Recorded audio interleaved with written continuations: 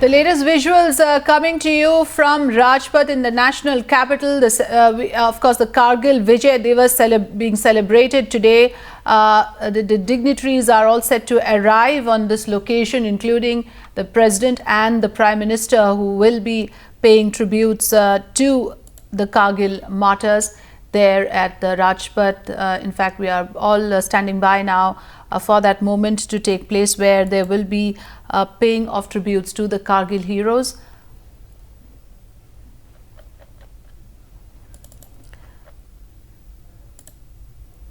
Remember, the Kargil Vijay Diwas is being celebrated today.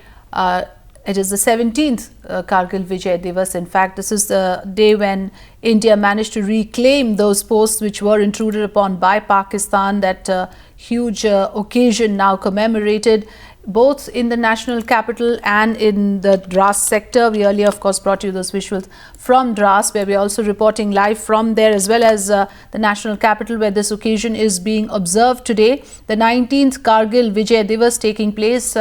Right now, we are waiting for the President and the Prime Minister to arrive on the location, along with the Defence Minister. We are told will be all right there in a few minutes' time. You're looking at live visuals coming to you from the national capital.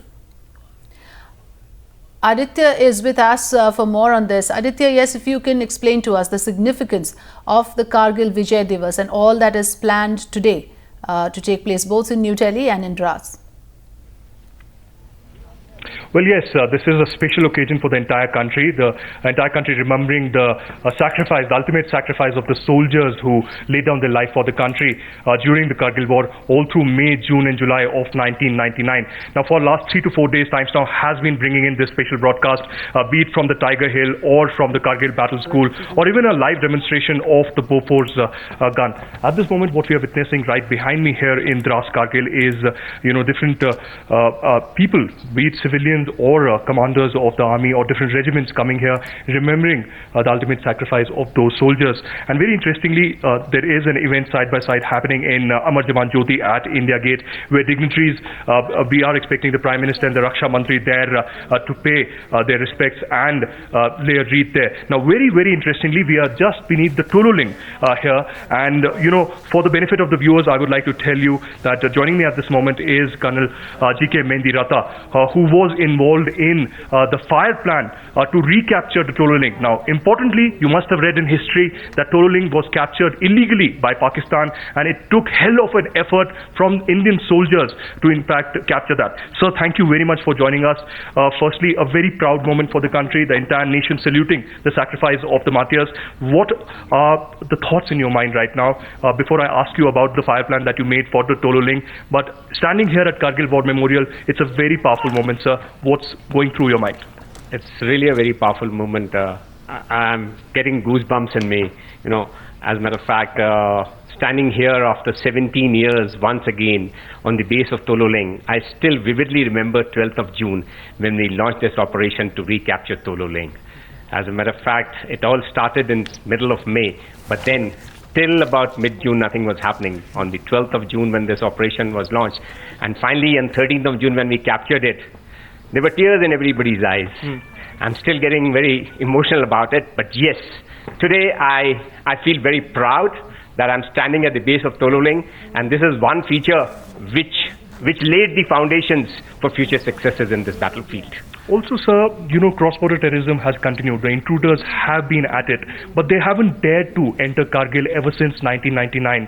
They were, in fact, given a very, very significant and strong response by the Indian Army, the 2 battalions that were involved in recapturing the Tiger Hill. Can you explain on Tololing? Because this is a very important moment. We are standing at Kargil War Memorial, or celebrating the 17th anniversary, and we are expecting the Army Commander to come here. Later, he'll speak to the media. But if you could explain, if my video journalist could pan through Tololing here, right next to us in this special broadcast, and if you could explain what took you to make that entire fire plan. And you were yesterday mentioning to me how you went to your seniors who did not ask you about the details, and right away, because of your confidence, approved it.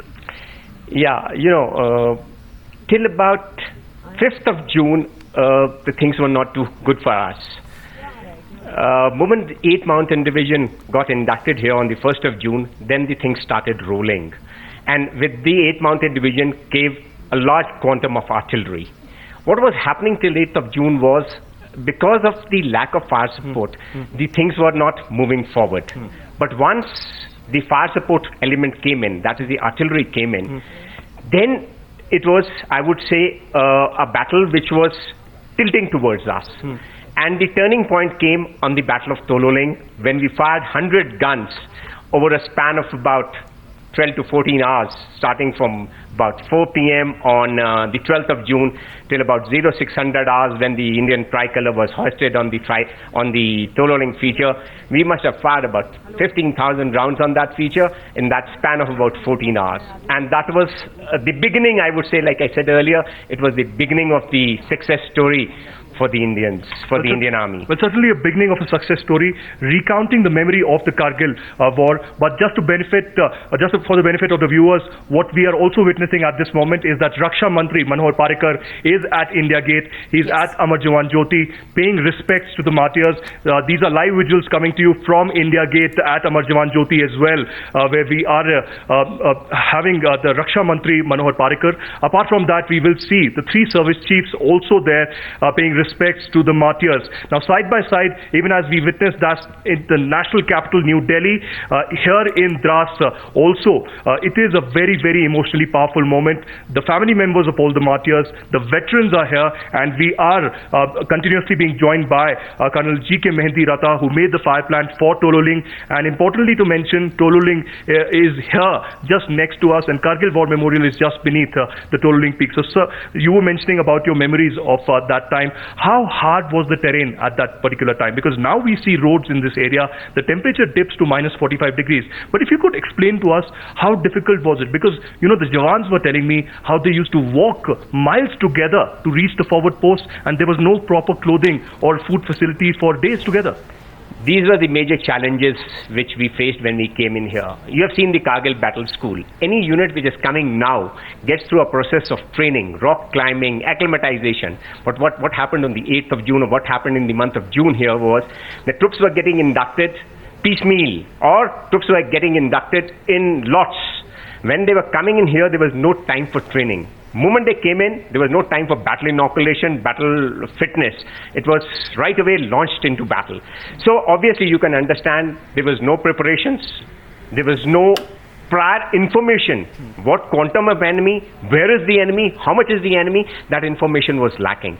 So obviously, because these were the challenges, there was no information, there was no acclimatization. Functioning at such heights, you need your body to get acclimatized.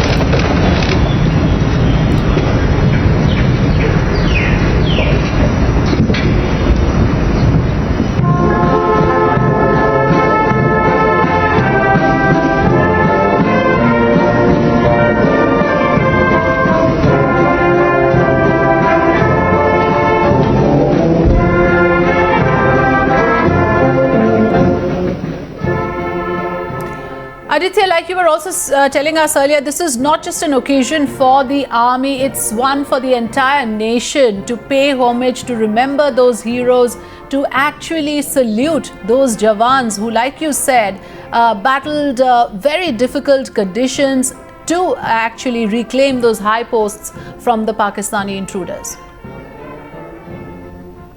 Well, absolutely, Afrida. Even as we stay with these two visuals, one coming from India Gate, Amar Jawan Jyoti, where Raksha Mantri and three service chiefs are currently having this ceremony at Amar Jawan Jyoti. They are honoring the sacrifice, the ultimate sacrifice of these soldiers. And here at Dras as well, where the veterans are coming in, we have Veer Naris as well, who began this entire ceremony. In a bit from now, we will have the army commander as well. But continuously, Colonel G.K. Mehendi Rata is joining us in this live special broadcast. Sir, what people would really want to know that there were many unsung heroes in this battle. But apart from that, Dras, Kargil were the main epicenter of this Kargil war. But there are other regions also, including Batalik, which were not in the media spotlight. If you could highlight a little bit about which were the other sectors in highlight and how difficult was it to recapture those peaks? So let's understand the perspective clearly. The major focus of the Indian Army at that time was to ensure that the National Highway 1 Delta coming from Srinagar to Leh is not obstructed. The enemy was firing on this highway continuously. So we had to get the enemy out from here first. And that is the areas of Tiger Hill, the .4875, which is now called as the Batra Top, Tololing, because these are the areas which are the national highways under direct observation from these areas. So until the enemy was thrown out from here, we couldn't have moved forward. Yes. Coming on to Batalik sector, a very difficult sector. I would say it was not in the media glare because it was little off the national highway. People were concentrating on the national highway because Kargil and Dras come on the national highway and Batalik is a little behind on the national highway. So, but the operations there were equally important. Whether it was the Battle of Jubar, whether it was the Battle of Khalubar, these were the heights which the enemy had occupied. And these were the heights which were, I would say, higher than Tololing, higher than .4875. They were in the ranges of about 5,000, 5,300 meters. The operations were much more difficult there. The quantum of troops by then had been built up. 70 infantry brigade had come in there with almost about 10 infantry battalions.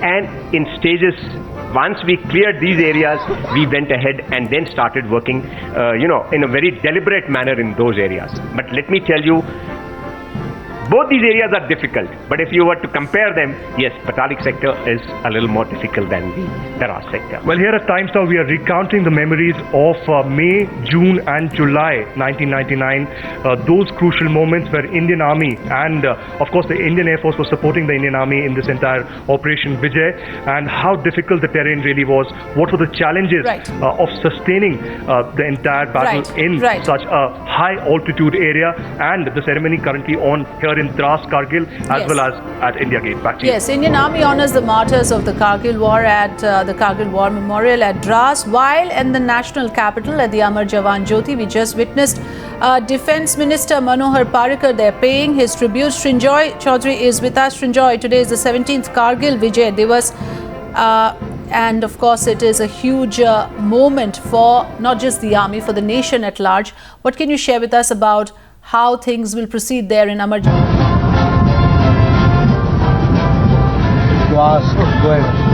Sir, सबसे पहले तो AH-22 जो विमान लापता हुआ है, इसकी progress के बारे में बताइए सर, कि रेस्क्यू ऑपरेशन काफ़ी रिसोर्सेस लगे हुए हैं। अभी तक जितने लीड मिले वो सब बेकार निकले, लेकिन we are trying to concentrate on some glimpse और sound which has emitted from some area, trying to find out whether that proves to be of some use. There are some false lead, but false lead of similar type. So that's being slightly concentrated. Sir, जब कुछ private companies हैं जिनके पास ऐसे vessels हैं जो बहुत नीचे तक जा सकते हैं, जैसे पिछली बार टॉर्नियर जो डूबा था, क्या उनकी हेल्प ली जाएगी? सागर निधि जो Indian institute of ocean technology का जहाज है, वो मॉरिशियस में था, उसको बुलाया गया है, वो पहुंच जाएगा। लेकिन any deep vessel operation will require specific area, because this deep vessels which goes inside more than 500 meters, they cannot go and search per se unless you have some definite small area located. So last time bhi jo hua tha, submarine had identified the location and then we had sent it. So it is an secondary operation after the initial identification. So it is said that the emergency locator beacon is not functioning properly, and yesterday Coast Guard officials said that it didn't work in the Dornier crashes earlier also. Is that a matter of concern, sir? I think Dornier, I don't know which one operated, but finally they located the Dornier with the same beeps. So initially sound nahi aaya hoga because of the depth of the water. But when the submarine went in there on 37th day, they identified the location. So can't say whether it is not operating, but we are not able to hear it as of now.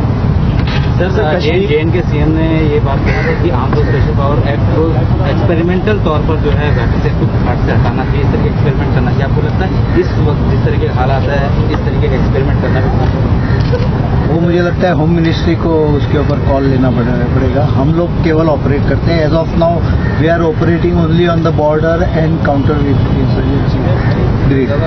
We don't operate in the normal sphere of states law and order. Sir Kashmir में अभी हालात कैसे हैं, क्योंकि army की बहुत बड़ी development है, armed force special power act की है, क्योंकि पाकिस्तान लगातार कह रहा है कि एक्स्ट्राजुडिशियल किलिंग्स हो रही हैं कश्मीर में।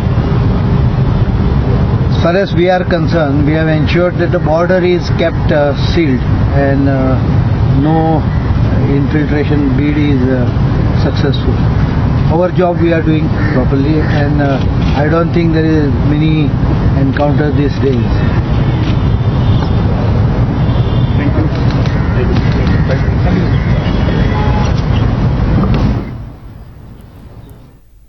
Well, Defence Minister Manohar Parrikar there talking about the search operations related to the missing aircraft AN-32, where 29 military personnel, 29 were on board, including military personnel. Now, Srinjoy is tracking for us the latest on the Kargil Vijay Diwas that is currently on right there in Amar Jawan Jyoti. Over to you, Srinjoy. What can you share with us on what is happening right there? Well, as far as the AN-32, first of all, the search is still going on, and this is a difficult search because of the monsoon. There are very low clouds. The sea is very rough. The Air Force and the Navy and the Coast Guard have put in as many people as possible, as many assets. And when I say assets, I mean ships, I mean submarines. I want submarines, I mean aircraft. As many as possible and more if necessary. Because the Defence Minister has really made 3 points. One, that you are the armed forces, regardless of the circumstances in the weather, you have to go ahead. Secondly, if you require more assets, whether you require more ships, whether you require more aircraft, please go ahead and use. Third, make sure that the families are looked after. They are in a very difficult time because there is no finality till the bodies are found, the people are still missing. So someone has to be with them all the time. These were the 3 points that were made by Manohar Parrikar. As far as Kargil Diwas is concerned, it is a very, very important time because of the circumstances involved. You could argue that this was an undeclared war, but in a war that lasted over 3 months, for one, and over 450 people were killed in the battle. It has to be said that India was initially taken by surprise. This was just after Mr. Vajpayee sent his visit to Lahore, and apparently peace was on the anvil. So that is when the troops started infiltrating into Kargil, into Batali, into the Mashko Valley, into Dras, and that was the story of the Kargil War. Yes. The circumstances were very difficult. It was very cold. These were mountainous areas. The Pakistanis had the advantage. Despite that, and also the point that was made very clearly by Prime Minister Vajpayee, no one could go across the line of control, not the Air Force, not the Army. Right. And yet, this enormous feat was done at a very, very high cost, it has to be said. Right. So 17 years ago on this day, our armed forces actually won us a gritty yet decisive war against Pakistan in 1999. And for that, we salute our war heroes. Many thanks for joining us, Srinjoy, with your inputs.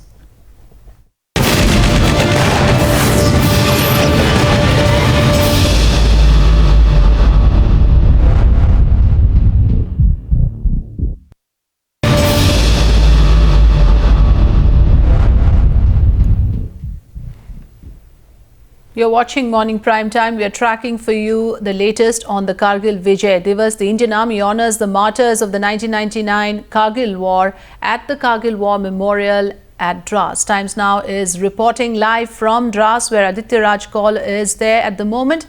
This is the 17th Kargil Vijay Diwas celebrations that we're talking about. Over to you, Aditya, for all the latest from the Dras at the LOC. What can you share with us? Well, thank you, Afrida. We are bringing this special broadcast from Dras in Kargil, where the entire country is, of course, paying their respects for the ultimate sacrifice to the martyrs, to the soldiers who went ahead to the forward post in freezing temperatures, also to recapture these peaks. Now, we are waiting for the army commander to come here at Dras. Just moments ago, we saw Raksha Mantri Manohar Parrikar actually laying wreaths at Amar Jawan Jyoti at India Gate. I will leave you with these visuals right behind me. If I can ask my video journalist Yogesh Bhardwaj to pan and show that we are waiting at this moment the army commander to come. But yes, there were Veer Naris, there were civilians, and there were veterans who came in and paid respects to the martyrs. Just next to the Kargil War Memorial, the Amar Jawan Jyoti, right in the middle, is the wall where names of all the martyrs are also inscribed. If I can ask and request my video journalist to pan and show you the entire location for the benefit of the viewers.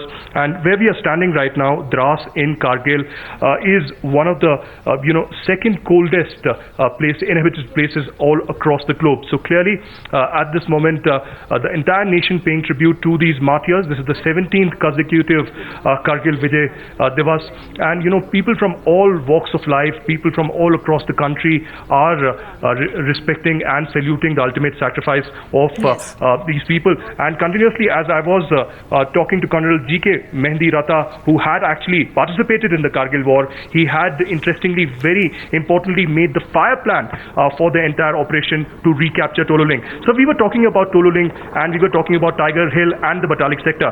But talking about the martyrs in this entire case, right near the Tololing peak, there was a chopper crash also reported around the war time, and there were casualties reported. We have family members who are here. Could you recollect what exactly had happened? What led to this? Because after that, the entire plan changed. We strengthened the Air Force, but there was no low flying at that time. As I was saying earlier, the information was very scanty at that time. Now, this happened sometime in the end of May. This so-called Mi-8 chopper crash happened sometime in the end of May. And that time, basically, the sorties which were being undertaken by the Air Force was to gain information, was not for any of those so-called fire for effect purposes. It was to gain information, to get information about the enemy. And this Mi-8 which went down behind Tololing was a very sad incident which took place. And we were doing very low flying because we were not having any information about the enemy at that time. We were not expecting the enemy to fire at us at our flying objects. We were not at all we were not at all thinking on those lines. But moment that thing happened, and we lost a brave air warrior in Scotland, Pundir, that was a wake-up call for the Indian Air Force also, that probably the enemy is well entrenched here. He has all the weaponry, which is both for ground attack roles as well as for the air attack roles.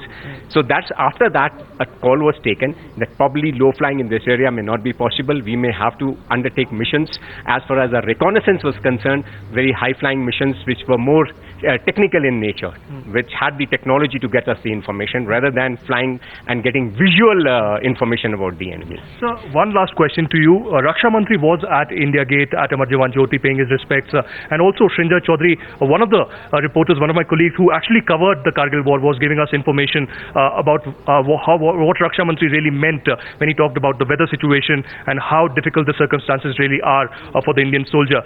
So could you recollect as to again what kind of a terrain this was, how difficult was it a mission to launch? Because I went to the Sandu post near Tiger Hill, and it is very difficult. It is difficult to commute, it is difficult to get supplies. Although we have resources at our disposal, at that time it would have been a nightmare. It was a nightmare. If you see these features, they are all bad features. There's no greenery in these features. There are no trees in this area. So obviously the oxygen levels in this area are very, very low. Now, if you don't have the oxygen, and if you without acclimatization, if you push up your troops in these areas, without acclimatization, your body will not get used to it. You are vulnerable to getting sick because of the lack of oxygen. Now, that was one big challenge for us because troops who are coming in were not getting properly acclimatized to this area. So, obviously, if they are not acclimatized, they will suffer casualties. Now, another feature of the terrain was, if you look at this terrain, they are very steep features. They are cliffs here.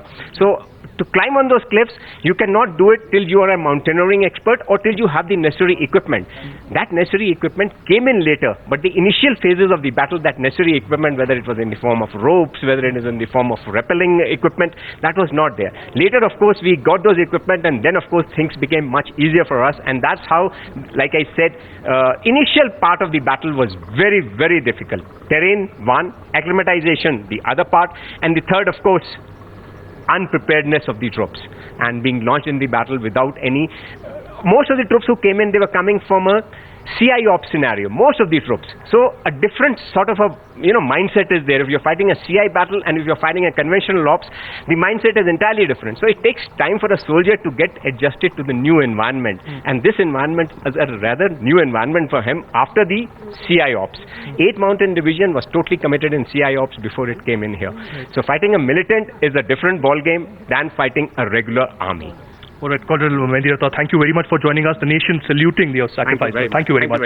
Well, that was Colonel G.K. Mendiratha giving us details, recounting the memories of the Kargil War. Of course, painful memories, but also the country, very proud moment for them, pride for the nation, and the country saluting the ultimate sacrifice of those soldiers who laid down their life for the country. Yes.